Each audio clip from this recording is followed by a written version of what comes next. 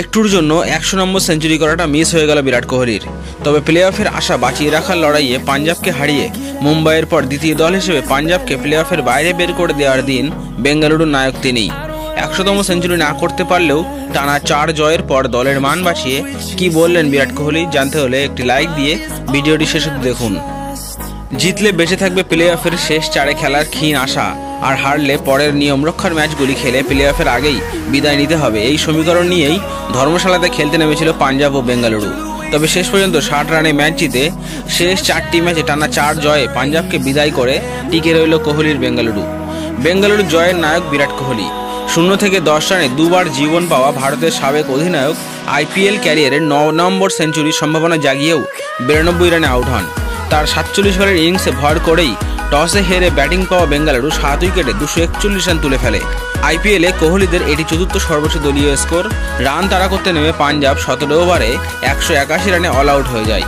বেঙ্গালুরু 5 ওভারের মধ্যে 2 উইকেট হারালেও রজত পাতিদারকে নিয়ে 76 রানে জুটি করেন কোহলি। 10 ওভারে শেষ বলে পাতিদার যখন আউট হলেন বেঙ্গালুরুর স্কোর তখন 119 রানে 3 উইকেট। 23 বলে 3, 4 ও 6 ছক্কায় 55 রান করেছেন পাতিদার। বেঙ্গালুরু সমান তালে রান করেছে শেষ 10 ওভারেও। এই ভাগে কোহলিকে যোগ্য সঙ্গ দিয়েছেন ক্যামেরন গ্রিন, করেছেন 27 বলে 46 রান। চতুর্থ উইকেটে কোহলি ও গ্রিন যোগ করেছেন 92 রান।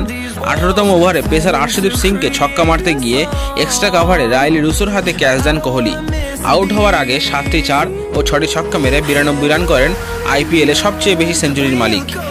আর সেঞ্চুরি হয়ে গেলে প্রথম শ্রেণী লিস্টে স্বীকৃত টি-20 মিলিয়ে 100 সেঞ্চুরির মালিক হয়ে যেতেন কোহলি। রান তাড়ায় 6 রানে প্রথম উইকেট হারালেও ভালোই জবাব দিচ্ছিল পাঞ্জাব। প্রথম 10 ওভারে 3 উইকেটে 114 রান তুলে ফেলেছিল দলটি।